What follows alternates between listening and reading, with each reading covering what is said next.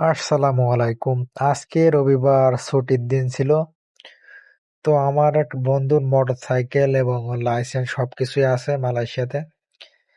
তো ওরে বলছিলাম যে একটু ঘুরে আসতে পারলে ভালো হয়। তো আজকে আসছিলাম আমরা ঘুরতে। আর এই সাথে ওর একটু কাজ ছিল।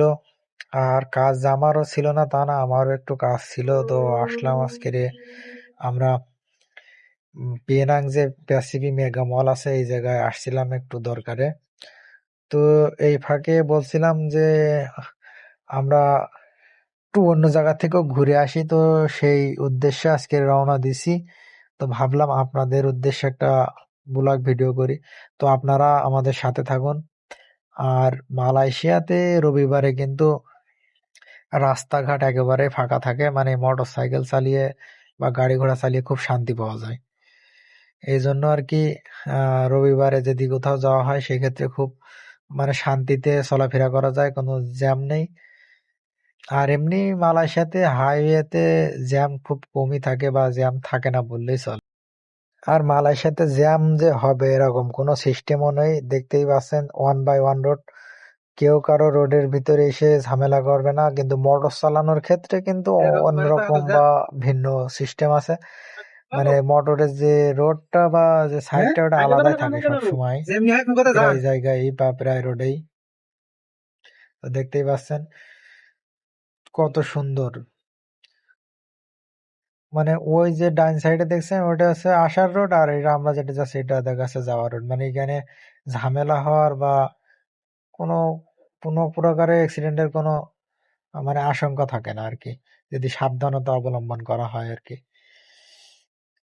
তারপরেও সবসময় যারা মোটরসাইকেল বা গাড়ি চালান আপনারা, বিদেশের মাটি বলে কথা, সবসময় সাবধানে চলাফেরা করার চেষ্টা করবেন।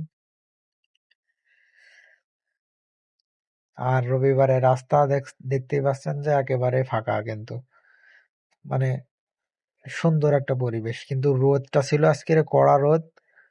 এই রোদের ভিতরেই মানে একটু প্রয়োজনও ছিল, আর এক জায়গায় যাওয়ার প্রয়োজন ছিল, যার কারণে আমরা রোদের ভিতরে। আর এখন কিন্তু মালয়েশিয়াতে দুপুরে 1টা বাজে, 1টা প্লাস হয়তোবা কি একটার যাই হোক কম বেশি এরকম বাজছে।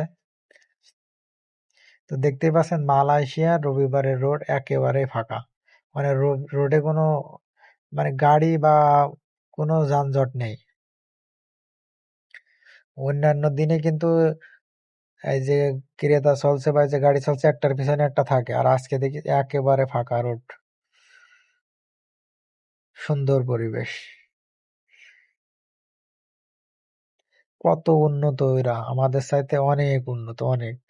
এর এত বড় চওড়া বা এত দীর্ঘ যে রোডটা, এত বড়টা আমাদের দেশে আছে, নেই বলা ভুল, কিন্তু সচরাচর দেখা যায় না। তো সুন্দর পরিবেশ। তো আপনারা আমাদের আমাদের সাথে থাকুন।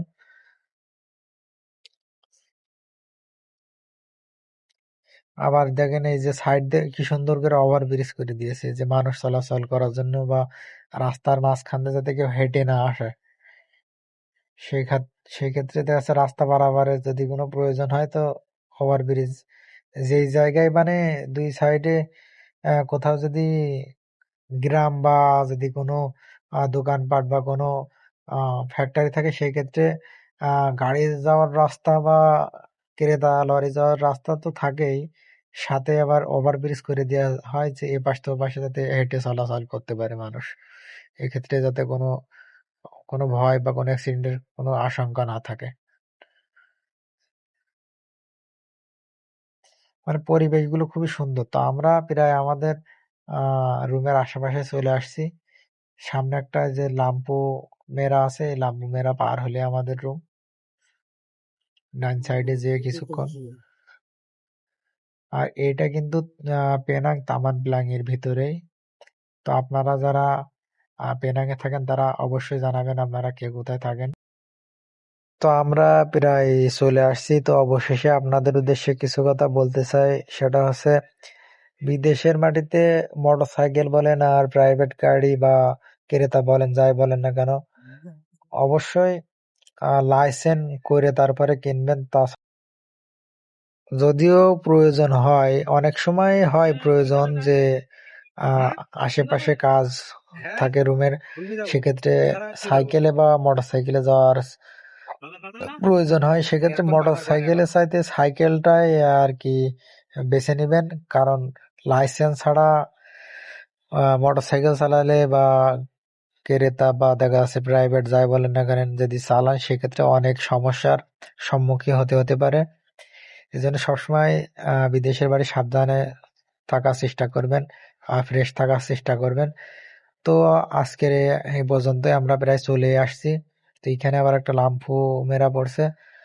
তা আশা করি আপনারা সবাই ভিডিওটি কেমন হয়েছে জানাবেন, আর সবাই ভালো থাকবেন, আমাদের জন্য দোয়া করবেন। আসসালামু আলাইকুম। তো সবাই ভালো থাকবেন।